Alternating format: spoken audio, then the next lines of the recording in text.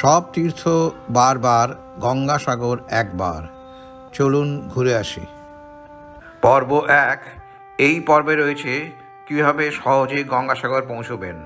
দেখুন এবং জানুন। কলকাতা থেকে গঙ্গাসাগর আনুমানিক দূরত্ব 120 কিলোমিটার। ভোরবেলা যাত্রা করে 12 ঘন্টার মধ্যে ফিরে আসা যায়। শিয়ালদহ থেকে নামখানা পর্যন্ত লোকাল ট্রেন ভোর 4টেয় শুরু হয় এবং এটা যেতে প্রায় 3 ঘন্টা সময় লাগে গন্তব্যে পৌঁছতে।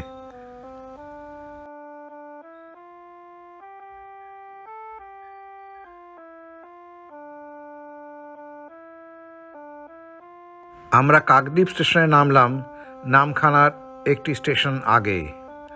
ভ্রমণের সময় আমরা দুই পাশের গ্রামের প্রাকৃতিক সৌন্দর্য উপভোগ করলাম এবং আমাদের চোখ জুড়িয়ে গেল।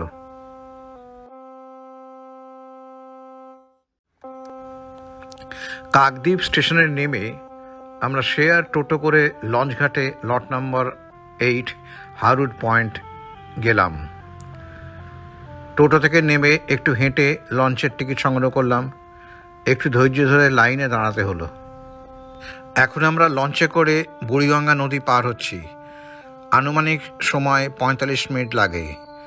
লঞ্চে বসতে পেলে ভালো, নয়তো দাঁড়িয়ে ভালো ছবি তোলা যায়।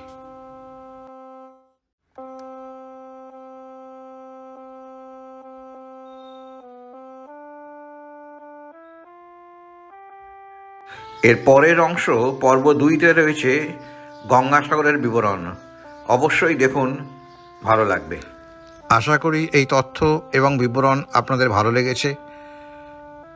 আপনারা চ্যানেলটি দেখুন, আনন্দ করুন, শেয়ার করুন এবং সাবস্ক্রাইব করুন।